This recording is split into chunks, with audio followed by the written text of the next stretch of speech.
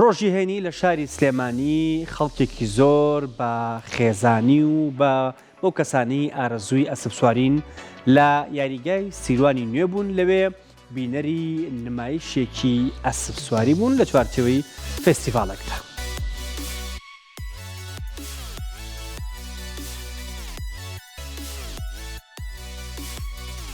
ڕۆژی هەینی لە یاریگەی سیروانی نوێ لە شاری سلێمانی فستیڤاڵی شاوک بە ئامانجی گرنگیدان بە ئەسپ و پاراستنی ڕەسەنایەتی و خزمەتکردن بە بوار و خولیای ئەسپسواری بەڕێوەچوو کە ژمارەیەکی زۆری ئارەزوومەند و هەوادار و سوارچاکی ناوچە جیاوازەکانی هەرێمی کوردستان و تەنانەت ڕۆژهەڵاتی کوردستانیش لەو فستیڤاڵەدا بەشدار بوون.